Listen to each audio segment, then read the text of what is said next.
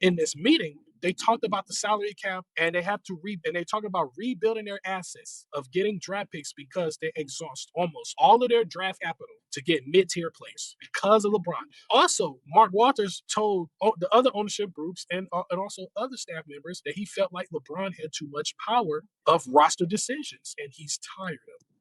And I'm not bashing LeBron. It show you that Mark Walters is tired. And he also told LeBron that this might be his last year with the Lakers uniform and he might not get re-signed unless he takes a vet minimum deal or a mid-tier type deal where he might takes a deal for like 10, $15 million.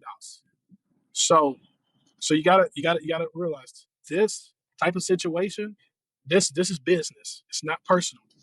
Mark Walters, he's really trying to get stuff going. Really is. And some people don't understand that, but that's what he's doing. He's trying to get stuff going.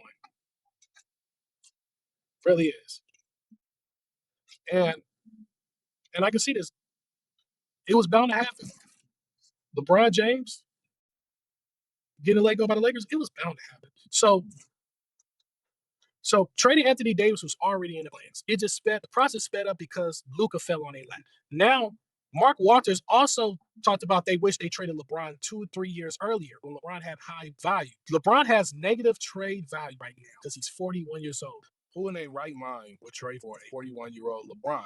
And it might be just a couple teams that might want LeBron, but it comes with a $50 million price tag. So LeBron with 30 making $50 million, he would still have value. But at 41 making $50 million, it's kind of like a liability.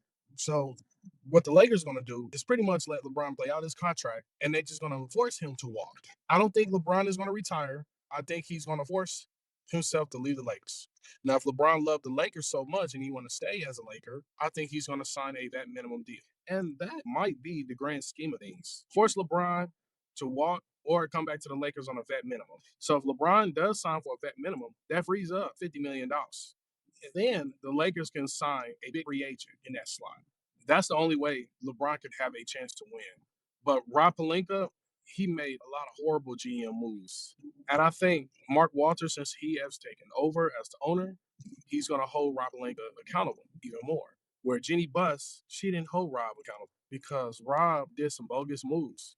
So that's the situation with the Lakers. All right, next team. Let's go ahead and talk about Giannis and Ja Morant. So there have been rumors swirling around that Ja Morant wanted to get traded at first. Then last night, some news came out that he preferred not to get traded.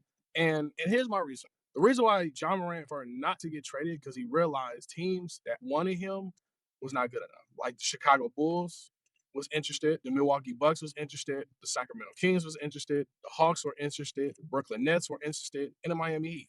John's number one destination was the Miami Heat.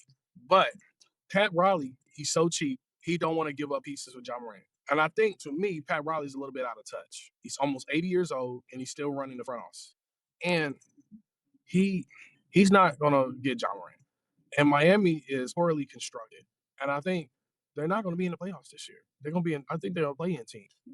So when Josh saw that situation, that the only two teams that might want him is Milwaukee and Miami, and the offers they had where, like, say, Milwaukee will have to give up Bobby Portis and Ryan Rollins and some draft picks to get John Morant. Miami will have to give up Terry Rozier and Tyler Hero to get John Morant. And what John Morant gonna be in the same damn situation if he goes to Miami and Milwaukee? That team will not be good. And also, the Memphis Grizzlies, they're not taking no Tyler Hero and Terry Rozier. Terry Rozier just beat a gambling scandal case, and his value is horrible. Yeah, just because he make about almost $30 million, whatever. That's not going to put Miami in the driver's seat to get John Morant. And I always say this: if John Morant want to go to the Heat, the Grizzlies is going to ask for either Bam or Tyler Hero. And Pat Riley is not ready to give up either Bam or Tyler Hero.